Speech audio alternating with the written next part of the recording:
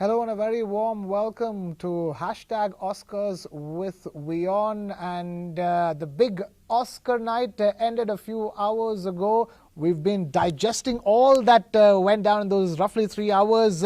It's been quite a night. I'm Krishna Kumar, by the way, and I'm Shomini Sen. We've been up India time very early. 6:30 in the morning for all those watching. Just for the love of movies, just for the love of Oscars. Absolutely. And again, before we talk and say anything about the films or anything, I'm going to say this, okay? And then you can continue with whatever you think.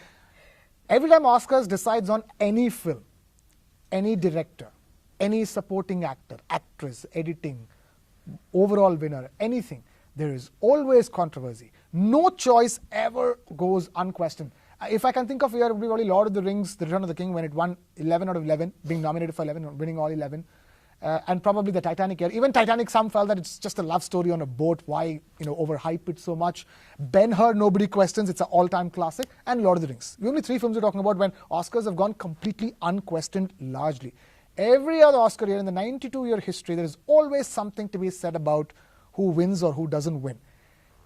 Bearing that wisdom in mind, let's now discuss how choices went this time around. Parasite, the big winner. You must be the happiest. For those who have been following our chats, would know that how Krishna has been totally rooting for Parasite since the beginning, and while I have been rooting for 1917, so clearly you are a happy man. I would say I'm a happy man. For all those watching, it doesn't happen every year. Every year, my favorite film is nowhere close to winning the Best Picture Oscar. I have to admit this. For example, the year in which Django Unchained released, or Quentin Tarantino. What a film. We've all watched this on TV again and again. And that's the reason why I thought it was the best film of the year. Film on racism. Film that can be viewed again and again. I thought it was one for the ages. But Django Unchained won the Best Screenplay that year, Oscars, for Quentin Tarantino. But nowhere close to, was not even close to in winning the race for Best Picture. So my choice, my personal choice, never wins. That's how far away I usually am. Only this time around, I just thought there was an opening because a film like Parasite speaks to a universal audience. I've watched films like this in Indian regional cinema, in Tamil, in Malayalam, where I've seen these little films based in Chennai or in one city in Kerala, which can speak to a global audience. And taking that spirit across is the only reason why I was rooting for Parasite. 1917 is a cinematic wonder, the way it was shot and the story that was told. It's very difficult to tell a war tale today and move somebody. I had tears by the time the song the soldiers sang by the time it ended. So there is no doubt about what a masterful achievement. I call it the Sam Mendes masterclass.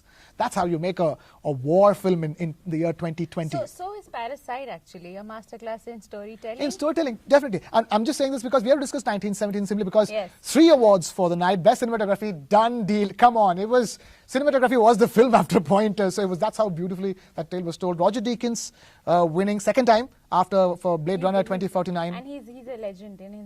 I mean, there's no two ways to that. His work is been there for everyone to watch.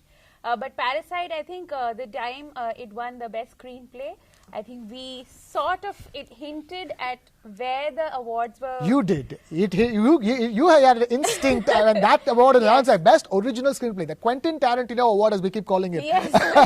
Parasite won the Quentin Tarantino Award for Best Original Screenplay, and you were the one who had an instinct that, oh my goodness, this is going to go the other way around this time. This was going the other way. It completely, the adapted screenplay, Jojo Rabbit won. Thank you for that, Oscars. Totally deserved. Absolutely. And then Parasite won the original screenplay. And then that, this Oscars is going to be very different. And it was. History was created on Sunday night at Dolby Theatres in Los Angeles. Yeah. And the kind of, it truly speaks a universal language. Korean or not, it doesn't matter. Yeah, exactly. And especially, we will leave this couple of films there because we've discussed so much about 1917 and Parasite. What a great film it is. You don't need any more recommendations from either of us. Please go watch the film. It's about time, at least now. But do one favor from my side. Don't put that expectation of this has already won the best film. Yes. How good can it be? Because she's watched it before the nominations and she was still amazed by it. So the point is that keep that out of your head and just go wanting to watch a good, entertaining film that can inform you and make you think, and that's what Parasite is. Well done, Parasite. Well done, 1917 for the entire award season. Late arrival, but what a last 3 to 4 weeks it's been for 1917 since the Golden Globes. Fantastic film, talking about the horrors of war. due congratulations. We're saying this because the highest winners, the final tally for the night, 4 for Parasite, yes. Best Original Screenplay, Best International Feature Film, Best Director, and Best Film. 3 for 1917, yes. which is Best Cinematography, and I think Sound Mixing, and 1 more. I can't recollect. We can't recollect, but three awards for 1917. So these 2 are the big winners, so-called big winners, in a very split Oscar night with a very unifying message. But interestingly, the night also saw very predictable wins in terms of acting. All the 4, I think... Our predictions. And everybody's predictions. There was no surprises at all. From Laura Dern, Best Supporting Actress, Brad Pitt winning his first Oscar. Did you know that? First acting Oscar. He's won as a producer earlier, but as a first, as an actor, first Oscar win. And Joaquin Phoenix, undoubtedly the best actor of last year. The most decided Best Actor Oscar award in recent times. Yes, and Renée Zellweger for Judy. Another one. The Lone Ranger, I think, if you can call her that. Yeah. So actings were no surprise, but the biggest snub, if you have to call it, was Martin Scorsese's Irishman. Exactly. Oh, yeah, for all Scorsese fans out there, not a good night. All 10 nominations, biting the dust, and the film going empty-handed. Absolutely. And there is also talk of this politics after what Martin Scorsese had to say about the films of X-Men and Avengers kind of movies. Martin Scorsese said they're not movies, they're theme parks. And that has sparked a huge debate on, who gets to define what a movie is. Does Scorsese define? It seems like Hollywood has totally snubbed him for that. Exactly. It's the Hollywood studio establishment which makes these big budget monsters for the box office, which has snubbed a Hollywood veteran this time around, showing up with a film produced by Netflix, their arch nemesis to the Hollywood studio production model of filmmaking films. So there is that politics over there. You need to bear in mind The Irishman is a fantastic film. Nothing wrong about it whatsoever. Might not be Martin Scorsese's best, but that doesn't matter. They say that Parasite is not Bong Joon-ho's best. They say there are better films of Bong Joon-ho, the South Korean filmmaker who won the Best Director award. Actually, this is a way for you to go and discover him. Now is a chance to wake up and smell the coffee called Bong Joon-ho and start watching his other films. His previous film, Okja, was fantastic, and so was Snowpiercer. Yes. Lots to explore, so that's the message. Acting awards, as you've been talking about, all going on expected lines, and Scorsese, unfortunate. Tarantino, unfortunate, I thought. Only Best Production Design for Once Upon a Time in Hollywood, nothing else. And Brad Pitt getting the acting award. And Brad Pitt getting the acting award. I keep writing it away out of my head because I was so decided this year it was going to be Brad Pitt's year. And Brad Pitt, of course, talking about John Bolton not testifying at the impeachment trial. Big political messages, in fact, across. But the gender message was very clear. From the red carpet where Natalie Portman wore that dress with the names of the filmmakers who've been overlooked, the women filmmakers who've been overlooked on a dress in gold inscribed. You had the filmmaker of For Sama, the documentary, which won the BAFTAs but not win the Oscars. Kateb also wearing a dress with the Arabic poem, sending a message about Syria. So women making their voice loud and clear even before the awards. And then you would say the awards sort of overcompensating for it? Totally overcompensating because the Oscars were criticized for not including women director Greta Gerwig. That was a natural cough, by the way. But so the Academy, I think, decided let's just go all out and let's put the women on front. So there were women performers, except for Elton John. All performers. Potter. These 2 were the only men on stage. Other than that, everybody, all this. Chrissy Metz, Cynthia Erivo. Billie Eilish. Yeah. All of them were women. There was a first female conductor. She was officiating the and I think there were more. The female conductor, more importantly, to interrupt that. Yes. And most presenters, didn't you notice that most of the presenters were also women? Yes. Like a lot of 3 women ensemblers arriving. And the 3 women coming, and again talking about women power and how, they should not. That's why you thought it was overcompensation. I think it was just like very in your face with their, messaging that no, we are not really, all white and all male. Some women who loved a film like Little Women and are sort of unhappy with the fact that, it's not given the kind of weightage that a usual war film gets. Why is it that a war film is more important than a film like Little Women, which speaks so much about society and how, how less sexist it needs to be? So there is a debate as well, because there is traditional bias in terms of what is considered an important film.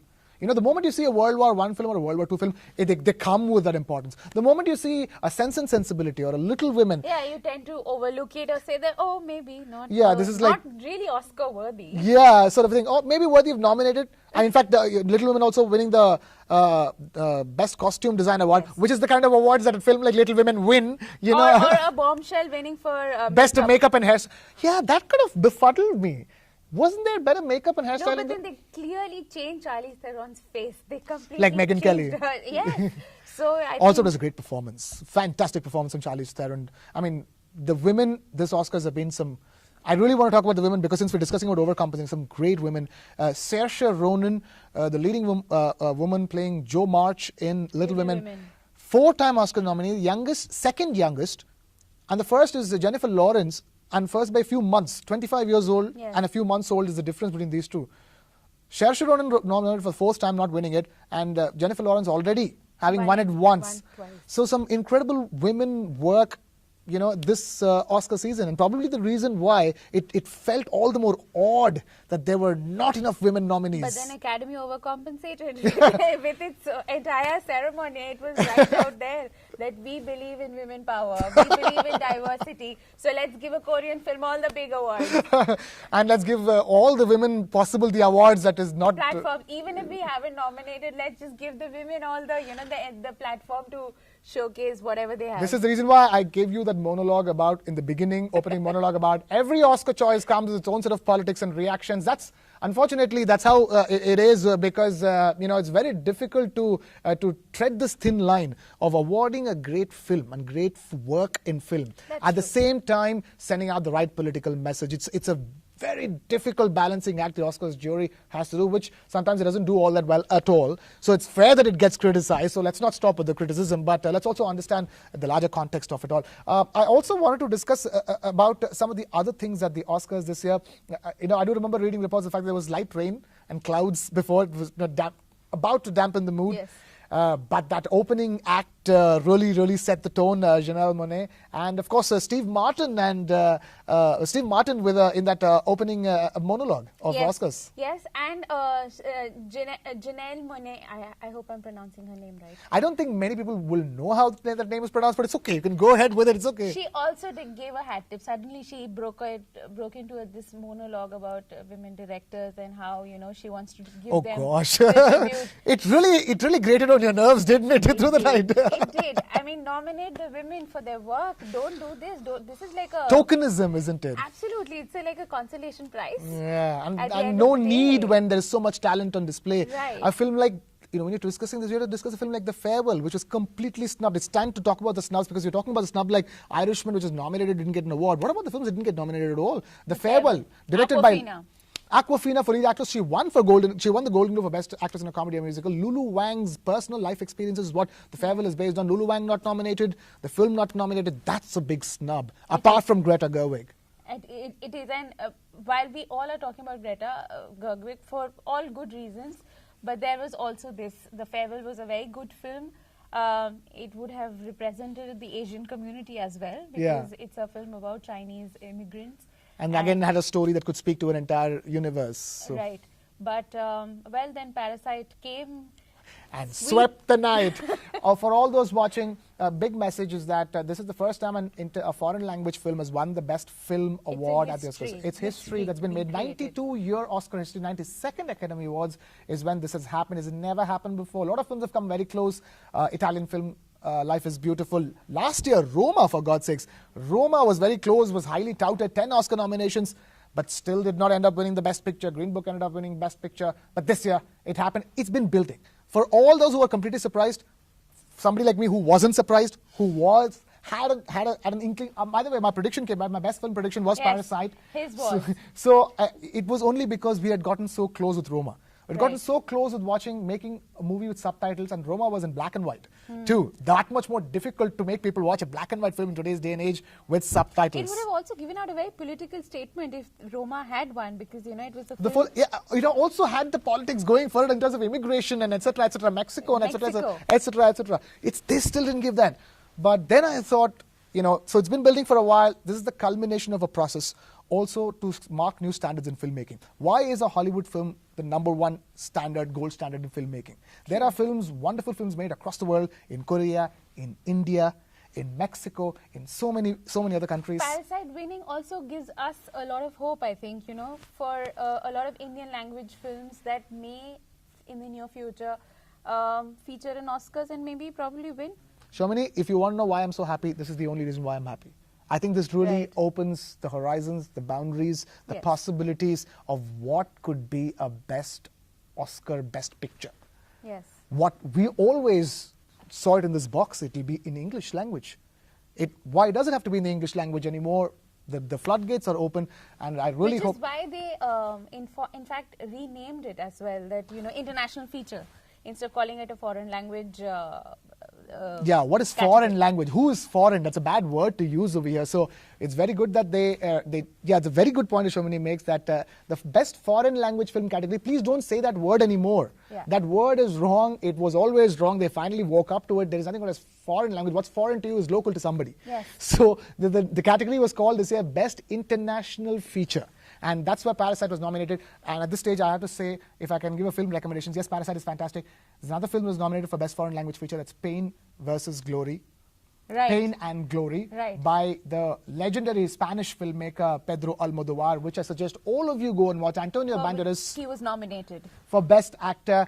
What a film, Shomini, what a film. I mean, like in a year like that when Parasite wins, that's when I think you should get the idea of how big a film like Parasite is. When Pedro Almodovar is at his vintage best delivering a film like Pain and Glory. And again, got no awards, zero awards. No, nothing for Pedro Almodovar, nothing for Martin Scorsese, nothing for Quentin Tarantino. In fact, it was actually a very good year. I mean, there was incredible films, incredible 9 films that made it to the Best Picture category, but there were some films that never made it, and yet I think so deserving and such great performances this year. It was a good year at Oscars. Lovely. That's the way I would like to put it. It's been a good year at the Oscars. And I'm going to wrap it up with only one more recommendation, which has been our common favorite. We've been divided in terms of which should be best film and best picture, but one film we've been unison that we've loved and we think that many more people should watch it, and that is Jojo Rabbit, which on the night won the Best Adapted Screenplay Award. A deserving winner, began its campaign with the Best Audience Choice Award at the Toronto International Film Festival, landing with 6 Oscars and picking up the crucial Adapted Screenplay Award.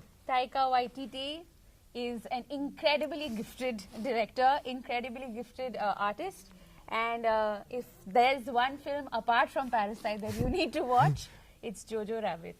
And with that, we wrap things up here on #OscarsWithWION. Thank you so much for watching this season. And today, this is Krishna Kumar signing off. With Shomini Sen. Goodbye. Goodbye.